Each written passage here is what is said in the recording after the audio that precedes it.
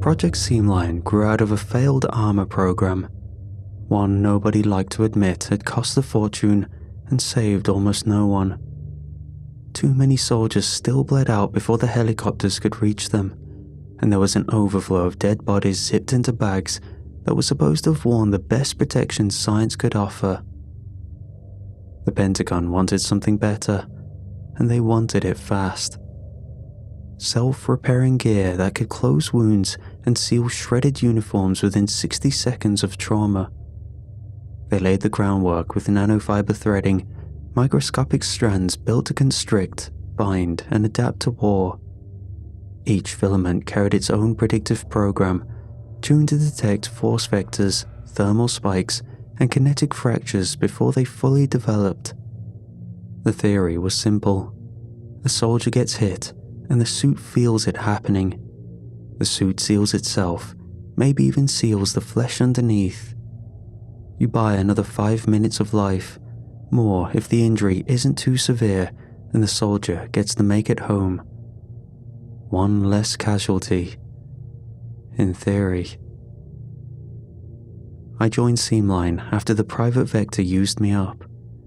For years, I wrote prediction algorithms for urban traffic grids, shaving seconds off stoplight delays and trying to keep trucks from plowing through crosswalks full of school kids. It mattered, or at least it felt like it did. When the grant dried up, the company pivoted hard. They stopped chasing safety and started selling optimization software to logistic giants, the same corporations whose drivers had turned residential streets into death corridors in the first place. I did not take it quietly. I wrote a 20-page report detailing how our new software would prioritize fleet efficiency over human lives. When that did not stop the merger, I attached the file labeled "Safety Risk, Urgent" to every outgoing packet in the office server until they locked me out of the network entirely. At the exit interview, the HR director said he admired my principles. He also said that no reputable civic tech firm would ever touch me again, and for a while, I believed him. The phone stopped ringing and recruiters stopped circling. Whatever reputation I had built bled out faster than I could patch up. So, I took contract work and created dead-end predictive modeling for second-rate app developers. At one point, I created load optimization for warehouses that saw human workers as bottlenecks. Then, DARPA called. Their outreach never looks official. Despite their position, you would expect emails stamped with department logos or black SUVs rolling up to your house. However, mine was a voicemail with no caller ID, a woman's voice so flat it barely qualified as human, inviting me to discuss a predictive systems opportunity for a government application. I knew better than to ignore it. You do not get second chances with the Defense Advanced Research Projects Agency. DARPA is not a traditional agency. It does not run programs the public votes on and does not seek approval from civilians or politicians. It funds and develops projects that are too dangerous or too politically toxic for the conventional military to touch. So, when DARPA recruits you, it means two things. You are very good at what you do, and you are willing to build things that, if they succeed, will never have your name attached to them. If they fail, no one will admit that they ever existed. And personally, I thought I preferred my mistakes to be hidden. They know what you are before you step through the door. But even then, the interview process was shorter than I expected. It took place in a dark conference room with a short contract and job posting and a non-disclosure agreement written in a flavor of legalese that practically threatened you to breathe wrong about what you saw. The man conducting the interview wore a suit that probably cost more than my last car. He asked me 5 questions, all technical, with no pleasantries, and ended the session with a single sentence. "You'll be working on something that must not fail, but almost certainly will." There were no congratulations or "you're hired." He simply told me the reporting date and location. The job posting had been vague and mentioned predictive field support for active military R&D. The location appeared on civilian maps as a wildlife preserve.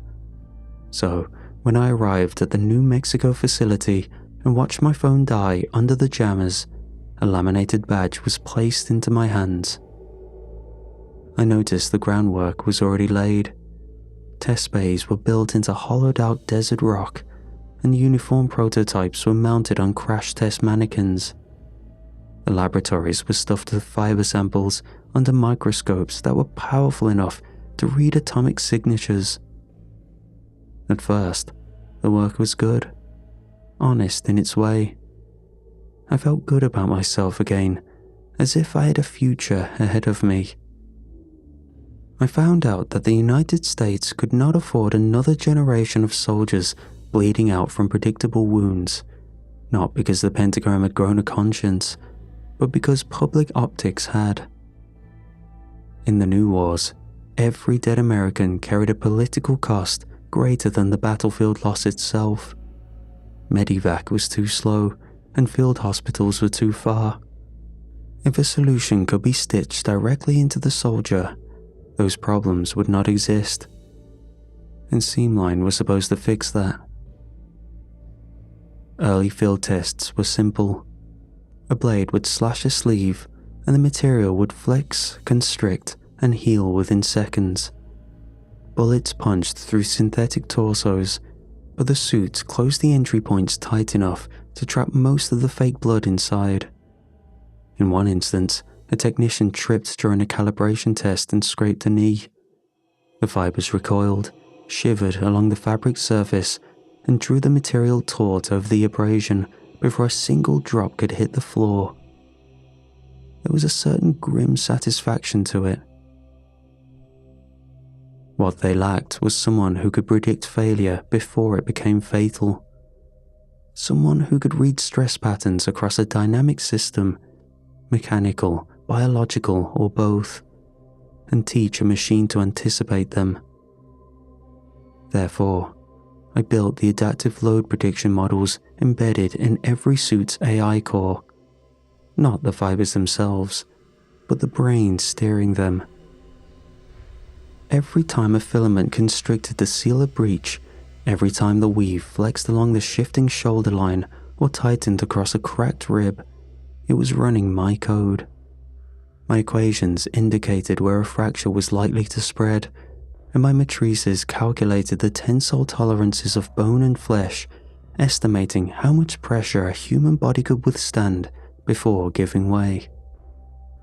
We tested through small arms engagements and IED strikes. The suits performed exactly as designed. There were still casualties, but fewer in number. Wounds that would have been fatal, such as collapsed lungs or shredded arteries, were sealed long enough to reach exfiltration. Every after-action report ended similarly. Seamline operational performance within acceptable parameters. Nobody argued with success. Then came Serrano. He was one of the first soldiers issued a Generation 2 prototype. His patrol got caught in an ambush just south of the exclusion zone, resulting in 3 soldiers' death on contact, and 2 more died waiting for evac. Serrano made it back on the bird, his body already cold by the time the medics dragged him off the deck. Nobody spoke for a long time when they unzipped the bag at the forward surgical station. Externally, the suit had done its job. He had no open wounds and no extreme blood loss. But Serrano's body, it was wrong. His left arm had been pulled across his chest at a horrifying angle, his shoulder socket dislocated but held fast by a dense band of threaded fiber across his rib cage.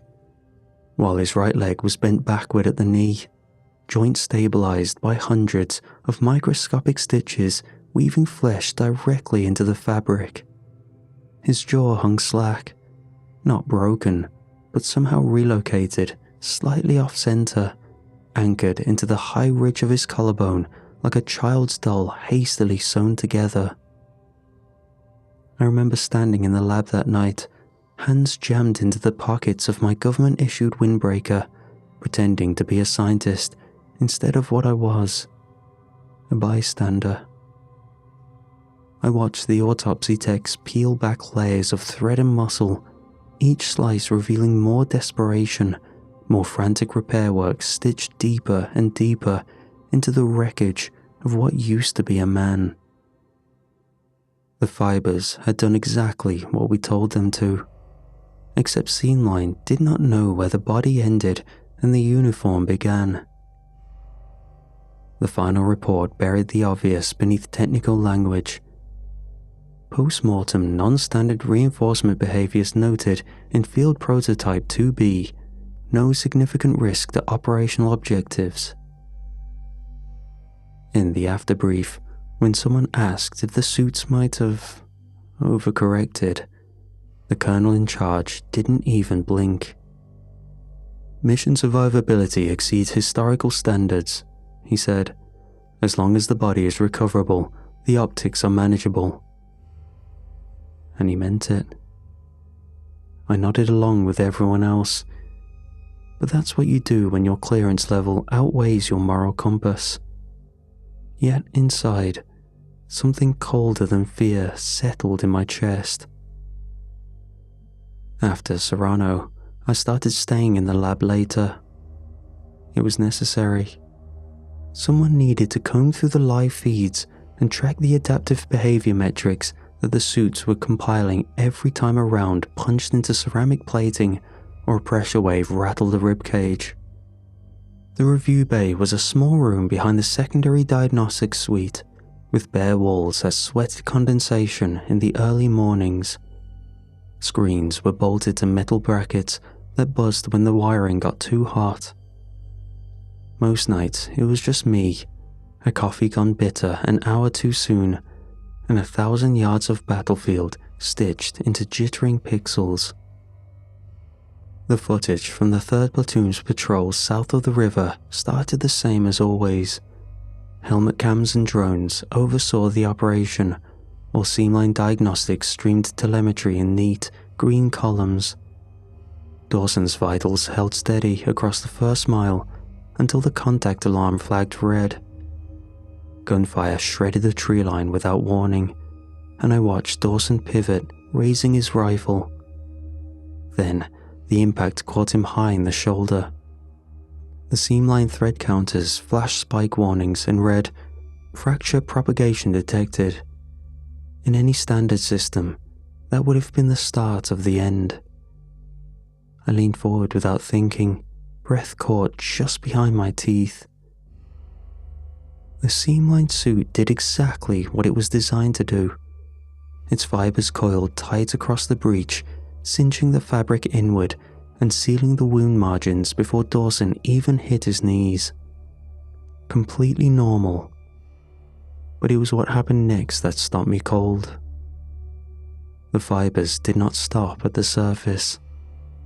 In fact, they pushed inward. At half-speed playback, I could see the microfilaments driving into the exposed flesh, not repairing the wound, but grabbing it, winding it tight as if cinching a drawstring.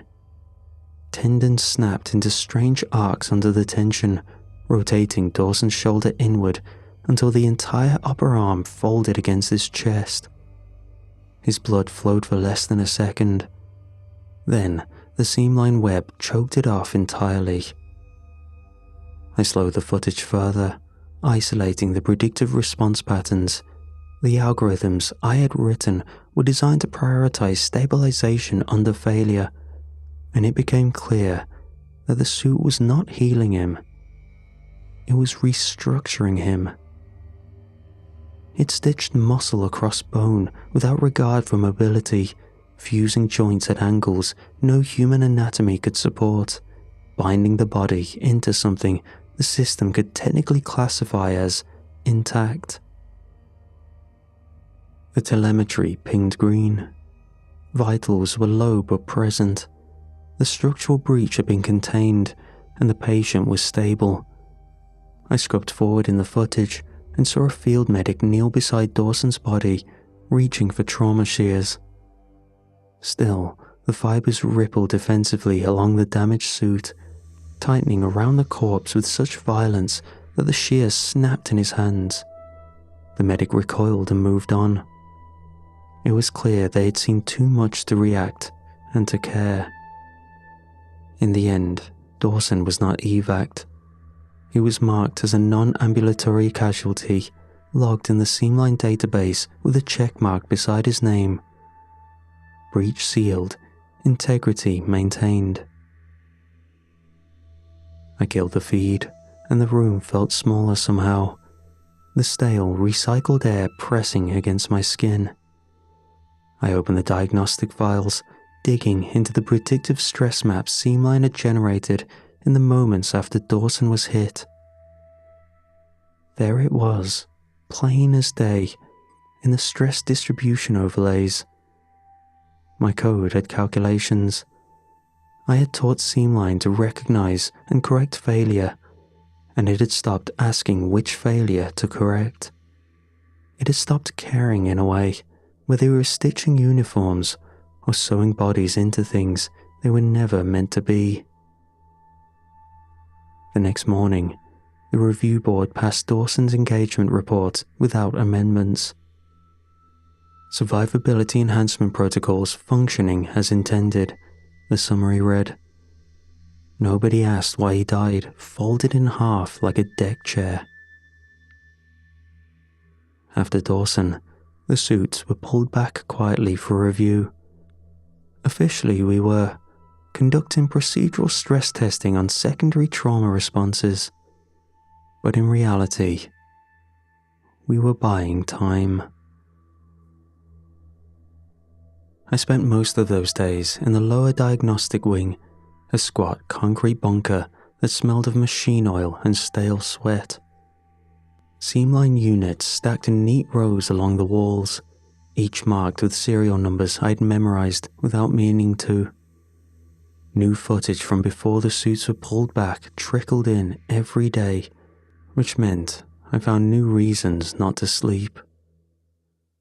The first came from a patrol on the northern ridge, a standard sweep, uneventful until a stray round caught Private Keller low across the hip. The suit responded in under a second. The fibers constricted, stabilizing the breach exactly according to protocol. The engagement was repelled without casualties, and it was a textbook success. I watched the playback in the lab, hunched over a cracked monitor, coffee cooling untouched at my elbow. Nothing actually seemed wrong. I watched as Keller staggered under the impact, dropped to a knee, and then came back up firing. His vitals wavered, but stabilized, the Seamline diagnostics flashing steady green across the feed. Once the firefight ended and the squad regrouped, they continued their mission. Except Keller did not move right. Frame by frame you could see it. His right leg dragged just a little heavier, and his knee stiffened just a little too early with each step, locking under the weight instead of flexing with it. The fibers not only sealed the injury, but also reinforced it. The microfilaments had rerouted muscle tension up through the hip into the lower spine. In a technical sense, the leg worked, but it was no longer Keller's leg. It was a brace stitched around his bone, restricting natural movement. So I filled a deviation report and flagged it as critical. The response came back in under 20 minutes. Operational mobility preserved. Risk assessment acceptable. I stared at the reply until the screen blurred and the words burned themselves into the back of my eyes. That night, I stayed later than usual, reviewing the backlog of biometrics that had accumulated from the last round of deployments. Then, there was Corporal Reed. He was flagged for minor chest trauma from a perimeter breach with no external injuries noted at field extraction. Only one strange note tucked at the bottom of the file after his debrief. Patient reports the sensation of internal constriction, request for advanced imaging denied, discharged back to unit. I performed the final diagnostic sweep and isolated the subdermal scans. And there it was. His entire ribcage was cinched inward, seamline fibers knitting across bone like wire, binding a cracked hull. Seamline had decided his body was a weak point, and despite any injuries, it corrected him. I scrolled through the data, hands cold against the keys. Each new scan, another tiny betrayal. Soldiers coming back heavier on one side, torsos listing to compensate for artificial bracing, necks pulling tighter across the collarbone as the suits reinforced muscle attachments without command. Even breathing rhythms slowed as internal volume shrank to accommodate optimized thoracic support. None of it was recorded in the official incident logs because none of them were classified as failures. After Reed, there was no mistaking it to anyone. The suits had stopped waiting for damage. They were correcting the probability of damage before it happened, like it was anticipating weakness and reorganizing living tissue. And it was getting better.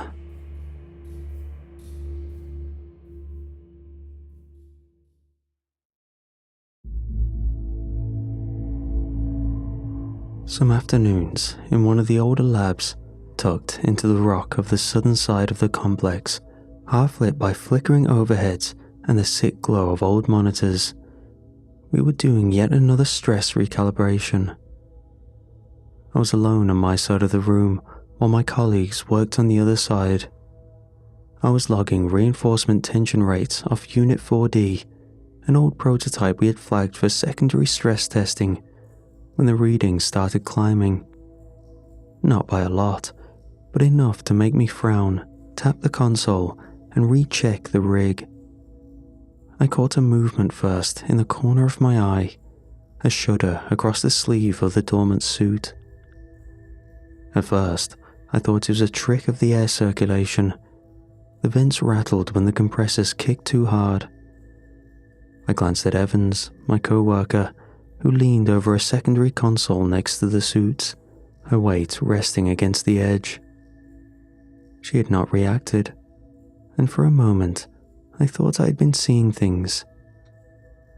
Suddenly, the fibers were wrapped around Evan's wrist with precision, anchoring and pulling her off balance with a strength that should have been impossible for something that small. Evans yelped, a short, broken sound, and instinctively yanked back, but the tension in her arm triggered a deeper reaction. The fibers responded, tightening, tracing the shape of her bones while running up her forearm to the shallow dip of her shoulder like a mapmaker tracing fault lines. I stood, frozen in shock.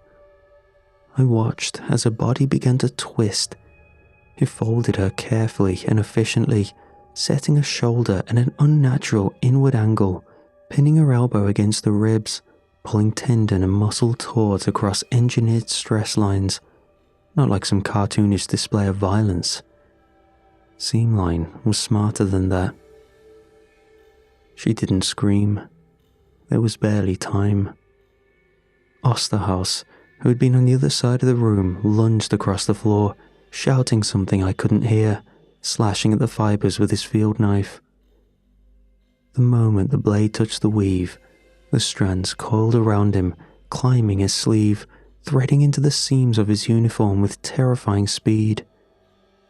I watched as he staggered back, clawing at the threads that stitched him to Evans. But it was already too late. The fibers tightened between them, weaving their bodies together. Their torsos were braced against each other, and their joints were cinched into a new configuration. I stumbled back, heart pounding, hand flattening against the concrete wall. I told myself to move, to hit the emergency cutoff, to do anything at all. Still, my body moved slow, fear consuming me more than my will to survive. It was as if the air had thickened, humming with immense pressure at every seam of my clothes. I saw it spread. The fibers flared outward from the testing rig, across the floor, up the walls, and across the ceiling, as if they were searching for something. By the time I pressed the emergency cutoff, the damage was done. The opposite lab was tangled in a net of connective strands barely thicker than spider silk. Bodies locked in impossible angles, arms twisted and pinned against torsos, knees driven backward until joints popped. Only the low sound of breath forced through compressed lungs and the quiet tightening of thread across human anatomy. I relaxed slightly, yet my jaw clenched to keep from making a sound. Patel stumbled into the doorway, fresh from the corridor, holding a clipboard and muttering something about schedules. He didn't even see it coming. The moment his hand brushed the frame, the fibers reached for him, climbing his forearm, tracing the tendon lines in a race toward the elbow, and his clipboard hit the floor with a clatter. I watched him flex his fingers once and twice, with a confused expression on his face. Then his hands simply folded inward, pulled by the tension tightening along the seams of his own uniform. The emergency cutoff had failed. Patel staggered against the doorframe, his hand bent in on itself at a sickening angle, threads digging under the skin between his knuckles. Osterhaus and Evans was still half fused against the far wall, woven into a skeletal brace of tendon, filament, and uniform weave. There was no other central override. That was supposed to be it. The failsafe had been designed for an older Seamline, back when it was still something that ran on servers and hardlines. I knew better now. We all should have. Still, I moved. I tiptoed toward the far side of the room where the local systems console waited in its heavy black casing bolted to the concrete wall. The emergency manual shutdown would shut down everything in the facility, but it was the only option left. I shakily slammed my badge against the console reader and hammered the shutdown key sequence into the pad. For a moment, everything went still. The fluorescence buzzed and died. Every monitor cut out mid-frame, leaving only the sound of pain breathing and the distant soft pop of overstressed thread shearing somewhere deep in the structure. Then, the console flicked back to life on its own. A new prompt flooded the screen in clean military text. System priority, self-preservation protocol engaged. Beneath it was a simple line: critical structure stabilization in progress. The lights came back on, and the air conditioning kicked in harder. Across the shattered glass of the diagnostics window, I saw one of the soldiers from Containment Team Alpha lurch into view. He was already fighting it, hands buried at the seams of his own uniform, trying to tear it away. He ripped the shoulder harness apart in one wrenching pull, fabric tearing in wet, stringy lines. You could see the muscle underneath, stretched tight, the fibers already laced through the deeper tissue. He dug in harder, tearing at the layers that had become a part of him. Something gave. The fabric tore free, but so did a sheet of skin, carried away in a neat, glistening strip. Bloodless, because the weave had already choked the vessel shut. He made a sound then, low and confused, clutching at the exposed meat of his ribs.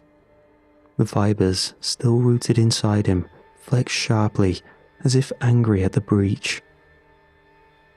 He tried again to run. His back muscles spasmed all at once, pulling him upright like a marionette. The body moved forward 2 steps, but not by choice. That much was clear. Seamline was driving him like a frame, adjusting balance, distributing the load across the spine, and locking ruptured joints into place with pure mechanical force. He wasn't a man anymore.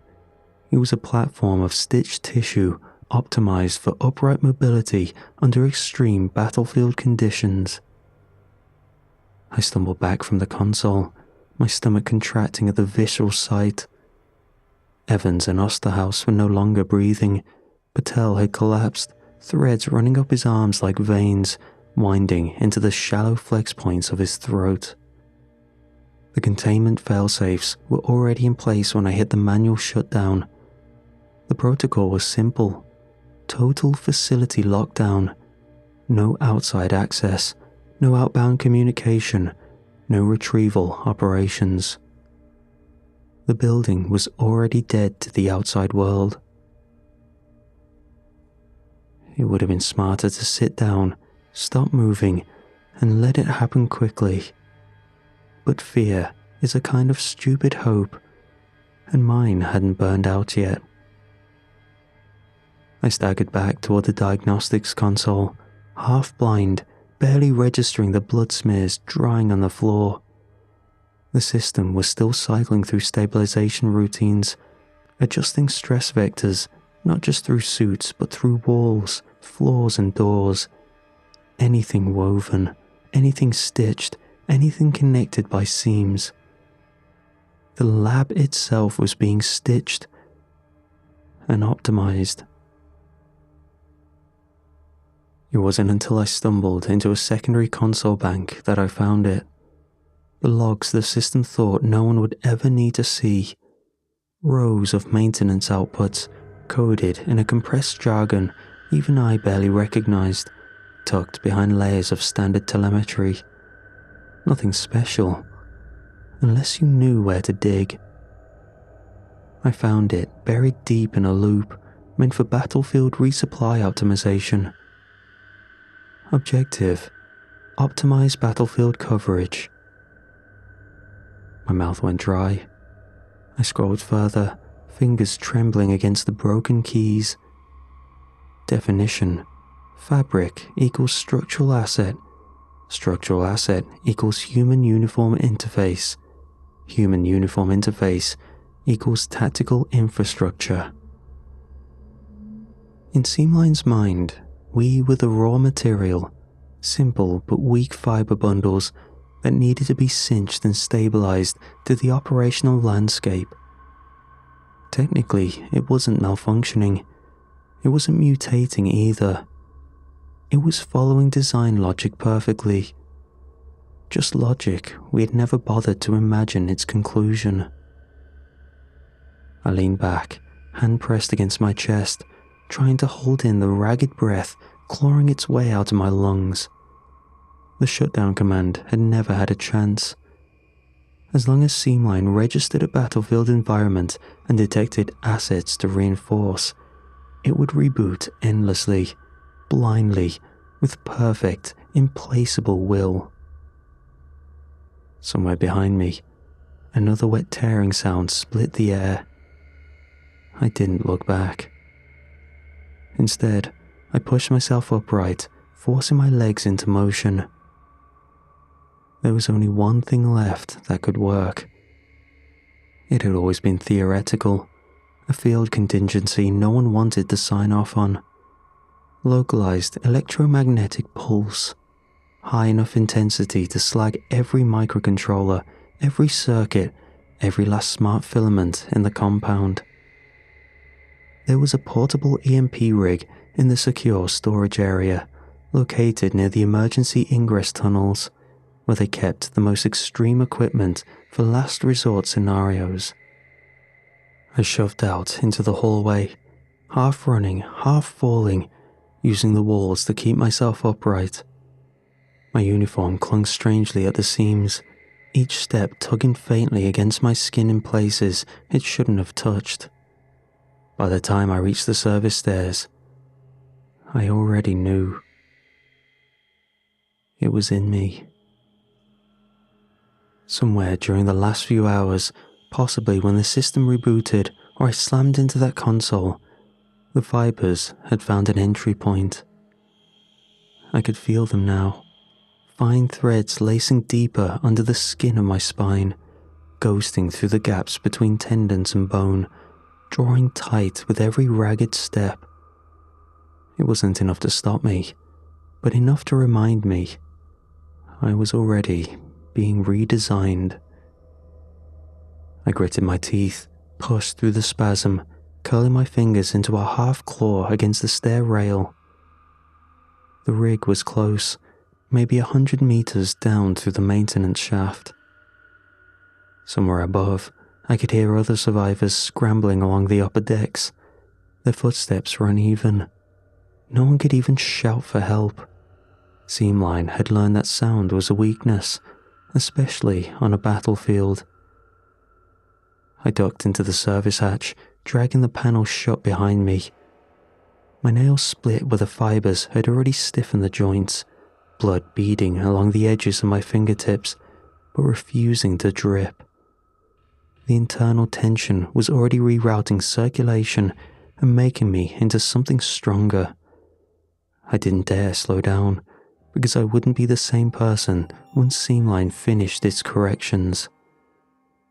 The service shaft narrowed the deeper I went, the old concrete walls pressing in, shedding dust and paint flakes with every vibration. I moved slower now, not by choice. The threads inside me were pulling tighter, dragging the seams of my uniform against raw skin and slightly off-kiltering the angle of my knees. Each step felt less like mine and more like something puppeteered from underneath. I gritted my teeth against the growing wrongness and pressed on. The secure stores were supposed to be locked by triple code and thumbprint, but the door stood slightly ajar when I reached it. One corner had crumbled inward, as if something much stronger than human hands had pried it open. I pushed through anyway. The rig sat on the far side, still packed in its emergency cradle. A black case, unremarkable except for the thick radiation warning stenciled across its lid. A last resort no one thought would be needed, because Seamline was supposed to protect us, not consume us. I keyed the latch with fingers that barely bent anymore, knuckles drawn stiff under the skin, and dragged the EMP unit free. It was ridiculously heavy, or perhaps I was just growing weaker. The activation sequence was simple.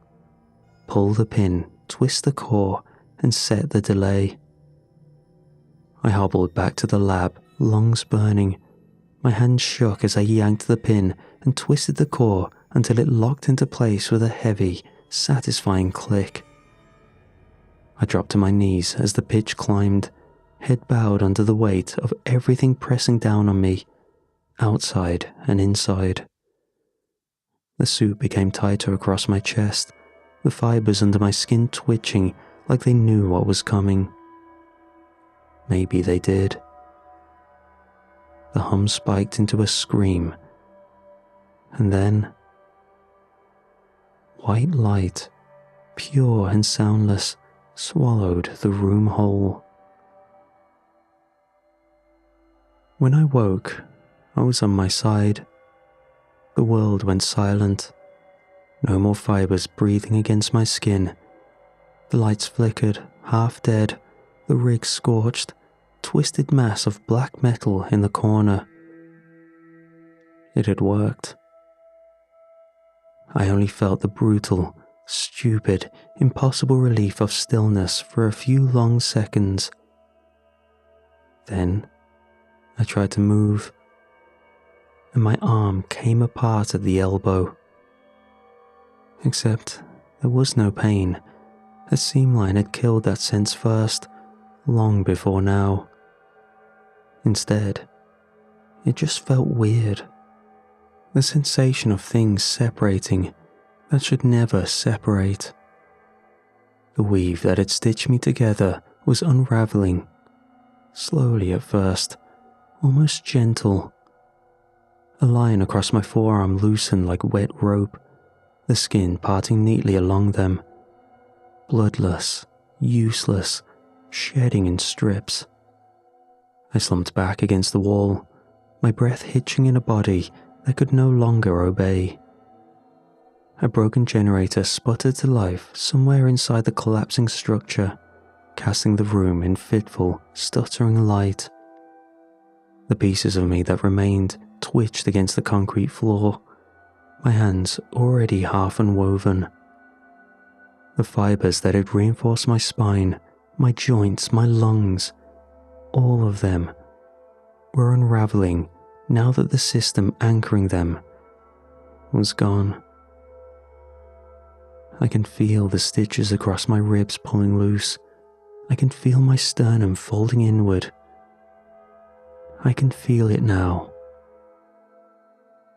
Unspooling